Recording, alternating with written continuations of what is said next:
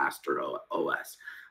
My biggest hope, with this conversation is to spur more discussion in the network state movement about how do we engage with that 7 billion people at the base of the pyramid. What incentives are there to become a member of the network state? What services can the network state provide? I mean, DeFi and there's obviously financial access that's there, but how can we go beyond? How can that network state provide free education and AI tutors? How can it provide apps that no other network state can provide? How can people in small communities set up their own version of Uber just in their community? Even if it's a 7,000 person community, just by hiring 5 buddies and installing an app, and create a business economy there. One of the challenges in the Web3 world is a lack of practical challenges to solve. And I think that the disaster response and community building gives the Web3 a real amazing set of problems to solve, and will help network states address that base of the pyramid. So I could literally talk about this stuff all day. But I want to pause there and throw it back to you guys and make this a little bit more engaging. So what would you like to ask? So you have 7 billion people as a goal to serve. That sounds to me like a world government. Is that the direction you're looking at, or what's the alternative here? I'm not suggesting that, if you game theory out network states becoming the dominant decision-making power rather than nation states, you're either going to end up with one of two solutions. You're going to either end up with a meta, United Nations network, sort of like the UN, but for network nations, which is why I love the name of this group, that coordinates the relationships between those network states in some way, shape, or form. Or you're going to end up having network states competing against each other, and ultimately one or more becoming dominant because they offer the best solutions for their members.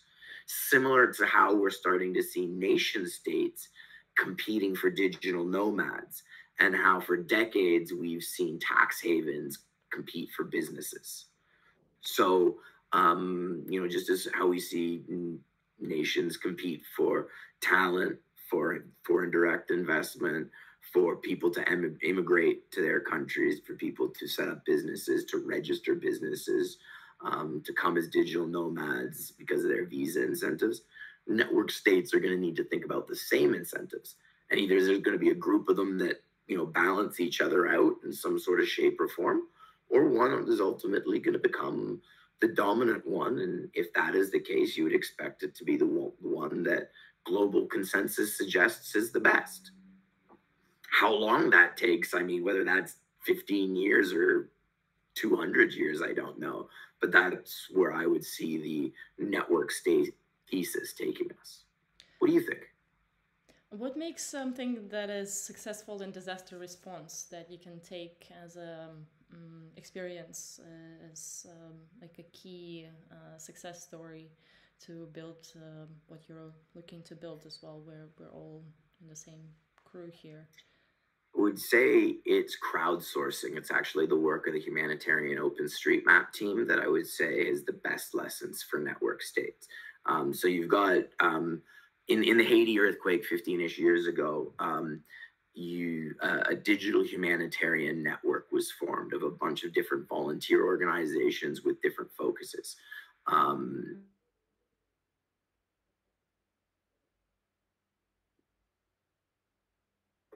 In for mapping, and then you had the humanitarian OpenStreetMap team, which was built on top of OpenStreetMap to map for humanitarian purposes.